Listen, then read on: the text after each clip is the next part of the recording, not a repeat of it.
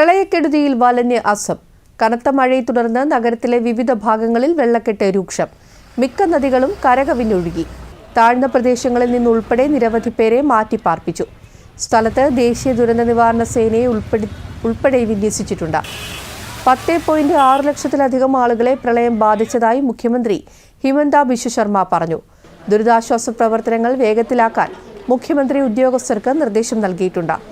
രക്ഷാപ്രവർത്തനത്തിലും അടിയന്തര സഹായ വിതരണത്തിനുമായി വിവിധ വകുപ്പുകളുടെ ഏകോപനം ശക്തമാക്കാനും അദ്ദേഹം നിർദ്ദേശിച്ചു.